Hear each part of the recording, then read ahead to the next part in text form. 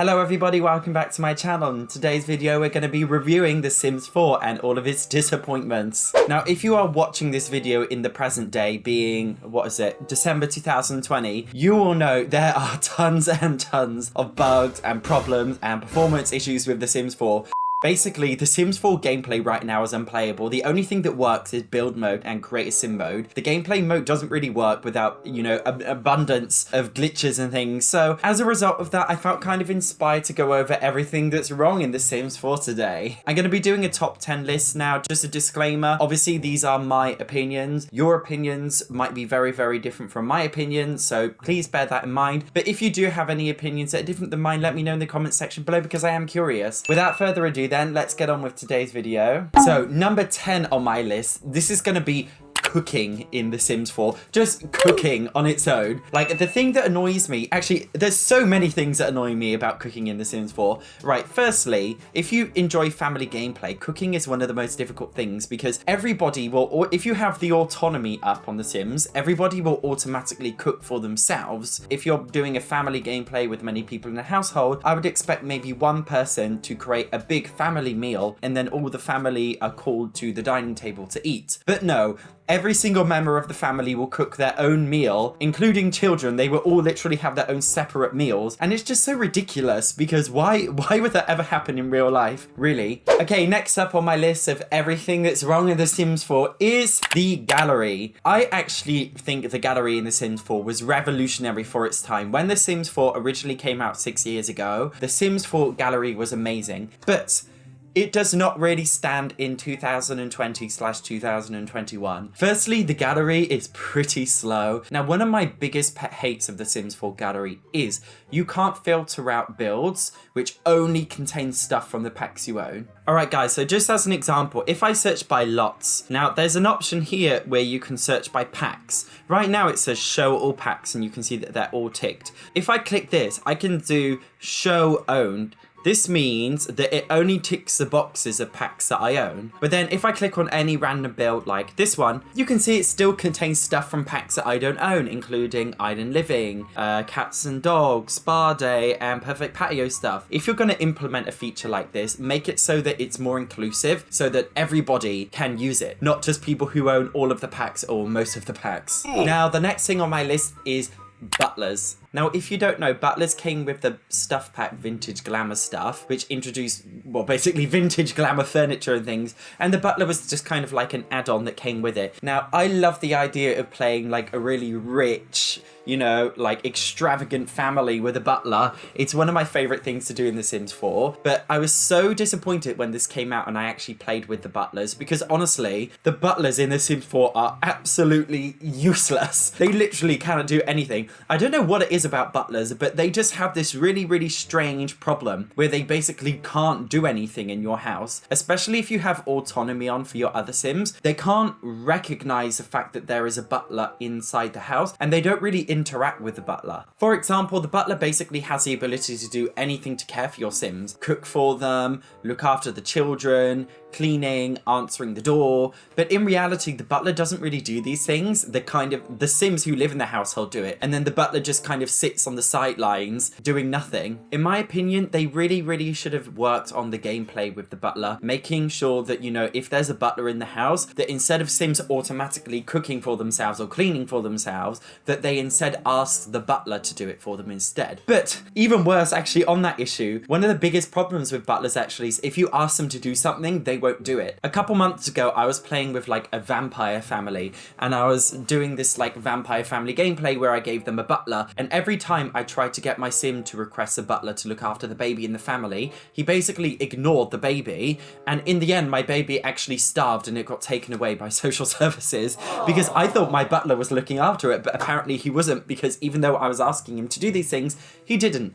In addition to that, if you request the butler to do anything like cooking or cleaning, they come up with like a notification on the side. I can't remember what it says, but something like, sorry, I can't do that right now. And it's like, why not? You're just standing around doing nothing. It's so broken. And I hate it because I love the idea of Butlers. It's just so poorly implemented. So the next problem on our list is the infamous skin tones problem. Now, if you don't know, when The Sims 4 first came out, I think we had 9 white people skin tones, and then we had 7 other skin tones, which basically represent anybody who's darker than white. And it was just so like not inclusive at all. Anyway, in a patch update, they did add a lot more darker skin tones, but they were not very good. They had a lot of pixelation issues and they were extremely dull looking. Like the darker skin tones in The Sims 4, I don't know why, but like they literally just look so cold. I know they are releasing a patch update with more expansive skin tones, which should, you know, resolve that problem. But, you know, it's 6 years down the line. Why have they only just resolved that problem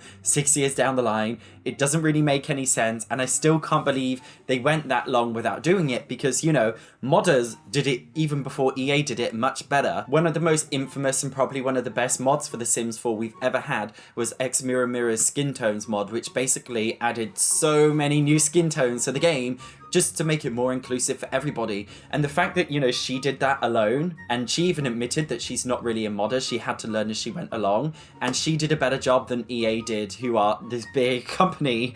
It's just such a flex, but it's also like, come on EA, like why didn't you do that to begin with? Next up, we've got the City Living world. Now, don't get me wrong, I absolutely love the City Living pack. It's probably one of my most played packs in the whole game. The only problem I have is the lack of customization. I think the way the Sims 4 apartments were implemented were very, very restricted in that you can't really change them. You can't even put them on the gallery. The only way, you know, you can build in them is a very restricted way, and, you know, you can only really set them as residential lots, as far as I'm aware. It's just not really that good if you're a builder like me and you love building new things and being creative. Like, when this pack came out, I was really excited about the idea of making like a commercial skyscraper. Imagine having a restaurant on the top of a skyscraper. Imagine having, I don't know, a retail shop using Get to Work in a skyscraper. But it's so difficult to implement in the City Living pack because it's really just not that flexible in terms of changing or building or removing apartments. Now, my next one is the fashion in the Moschino Stuff pack. Now, if you don't know, the Moschino Stuff pack, if you don't know Moschino, they're basically a high-end designer brand, and they work with The Sims 4 to create basically a high-end fashion stuff pack. Now, I know a lot of people were really annoyed with this pack because they were like, well, Moschino Stuff is not relatable because it's high-end fashion. I actually kind of disagree with that. I love the idea of having my Sims being like rich fashionistas, so I'm not too bothered about that. The thing that I'm bothered about is the fact that there's literally no fashion in a stuff pack about fashion. Let me just show you on the Sims 4 open screen. So we've got 10, 20, we've got 24 fashion items in this pack. If we look at build items, we got 38 build mode items, yet we only got 24 fashion items. What is that about? The most shocking thing is, if you look at other packs, like this always makes me laugh, in cool kitchen stuff, this is a pack about kitchens, building kitchens, and in this pack we got 10, 20, 29 fashion items. Basically, we got more fashion items in a pack about building kitchens than we did in a pack about fashion. Same with the Sims 4 luxury party stuff. We got, excluding makeup, we got 32 fashion items, more than Moschino. 37 in spooky stuff, 27 in movie hangout stuff, 30 in Sims 4 kids room stuff, 29 in toddler stuff, 32 in tiny living stuff, 38 in nifty knitting stuff. It's just, you know, if the whole premise of the pack is about designing fashion, why isn't there enough fashion stuff in the game? In addition to that, if we look at some of the items as well, for example, this tracksuit that came with it. I actually quite like this tracksuit. I love a good tracksuit. But as you can see, it's got the Moschino logo on the back in the Latin alphabet. The fact that they use English instead of Simlish really kind of breaks the immersion. You know, I just feel like it's a good idea, but it was just kind of poorly executed. Okay, next up on our list, we've got the retail gameplay in the Sims 4 Get to Work. Now, I was so excited about the Sims 4 Get to Work pack because if you don't know, in the Sims 2, we got the Sims to Open for Business expansion pack where you could own your own business. And in the Sims 3, we actually didn't get that, and I was so disappointed. So when I heard that we got it in the Sims 4 Get to Work, I was so excited about the idea. I love the idea of opening my own retail shop and the creativity that can come with that. But It was just so poorly executed. In order to open a shop, you are required to have a till. If you're not British, till means cash register. If you don't have a cash register, you can't open a shop. But The Sims don't even use the cash register. The way that purchases work in The Sims 4 Get to Work is, so every single sim that comes in, you have to speak to that customer and try and sell it to them. And it takes so long. And in the end, you're spending like 2 hours to 3 hours in-game time trying to sell one item to one sim. I was expecting to have the ability for my sims to actually go shopping and, queue up at the cash register and shop around like that. It's just a very, very disappointing experience that we got with it. And I really hope in The Sims 5, if they do release a similar pack, they do make it a lot better. Next up on my list, which is kind of similar to the previous one, which is the Dine Out pack. Now, if you haven't heard already, the Sims 4 Dine Out pack is basically a pack where your Sims can go out to restaurants on dates or with friends and things, or you can even own your own restaurant and make it. It's just so disappointing the way it works in the Sims 4 just because it's so broken. The problems that I have with it with gameplay is that literally if you take your Sim to a restaurant, they will not behave. They are so naughty. They just randomly stand up from their seat and go off and speak to somebody else randomly in the restaurant. In addition to that, if you order food, it can take an extremely long time to come out. I once had a gameplay where I made my Sims go to a restaurant around midday, like 12 p.m, and they got their starter and drink around like 11 p.m. It was just ridiculous. I still can't believe like it's so broken. In addition to that, you can't really run a restaurant that well either if you enjoy that kind of gameplay. You can't actually work in there yourself. You have to hire staff. Why do you have to hire external staff to do that? It doesn't really make sense to me, and I just feel like it could have been executed a lot better. Now, number 2 on my list, I was really debating whether this should have been number 1 or number 2, but I decided to put it as number 2, and you'll see why when we get to number 1. Basically, number 2 on my list is the cash grabs. What I mean by that is the packs that The Sims 4 release, not because the players want it, not because they actually think it's going to have a lot of good gameplay value, but simply because they think they can make a lot of money from it, allegedly. Now, if you don't know, The Sims 4 Cats and Dogs Stuff pack, allegedly, supposedly, only in my opinion, was supposed to come with a lot more stuff, but allegedly due to time constraints, allegedly they couldn't put more stuff in it. For example, other animals like birds, hamsters, or whatever. So that was a little bit disappointing. And then a few months after we got the Sims 4 Cats and Dogs pack, we got this pack called My First Pet Stuff, which basically contained items that should have come within the Cats and Dogs pack, but didn't for whatever reason. The fact that they made us pay additional money to have these items, it just doesn't go down right with me. In addition to that, another cash grab that we got is the infamous Star Wars pack, which basically nobody wanted. Don't get me wrong, the Star Wars franchise is pretty cool. I personally never watched any of the movies, but I know they are famous and a lot of people like them. I just feel like basically the Sims 4 Star Wars pack, it just feels a bit shady to me, especially because the Star Wars pack was so terrible. It's literally the most niche, unique experience. If you want Star Wars, you may as well just, buy an actual Star Wars game, not a Star Wars expansion for The Sims 4. It's just the way it was executed was just so poor and negative. And in addition to that, just generally, I feel like The Sims 4 is very spread out. There are so many packs, more than we've ever had in a previous Sims game before. Even now that The Sims 4 is such a broken game and we already have way too many packs and there are so many performance issues, they are still churning out these packs. In fact, it's only recently been announced that can't get my words out.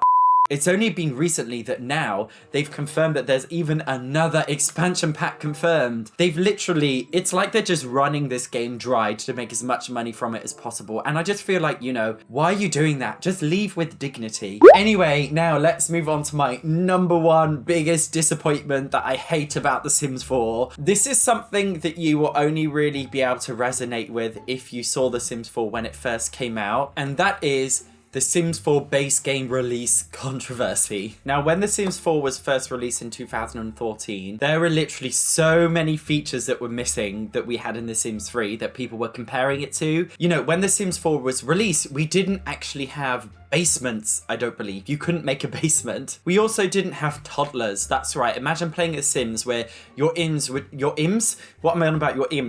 Sims would age up straight from being a newborn baby to a child.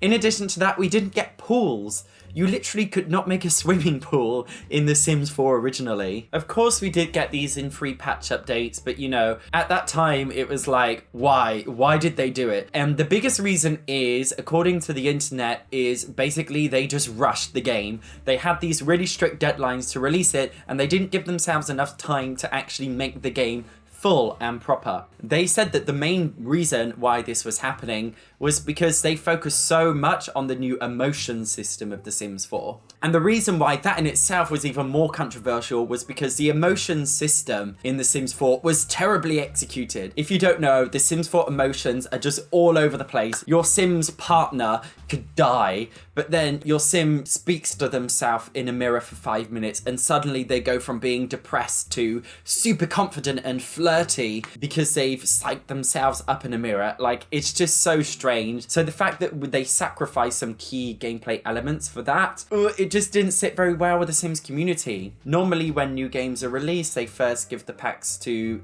people who review it before the general public so that they can put videos, you know, praising it and things. But they didn't do that with The Sims 4 because basically they knew it was trash. In addition to that, we didn't even have the new Crest world in The Sims 4. In addition to that, actually, the world map screen itself was so disgusting and ugly. I couldn't believe it. It was like grayscale, well, like kind of blue. It was so ugly and terrible. I can't believe they shipped the game looking how trashy it actually did look. In addition to that, we didn't have the business career or the athletic career. We didn't have dishwashers. We didn't have half walls. We didn't have the ability to lock a door. We didn't have gender customization. We didn't have nannies. We didn't have stairs that could change directions. We didn't have terrain tools. And as I stated before, we didn't really have that many skin tones. So anyway, that's it for today's video. What do you think? Are your biggest disappointments of The Sims 4 the same or the different as mine? I want to know. Let me know in the comment section below. Thank you so much for watching. I upload videos 2 or 3 times a week. Make sure you subscribe for some more content. Other than that, thank you so much, and I'll see you next time.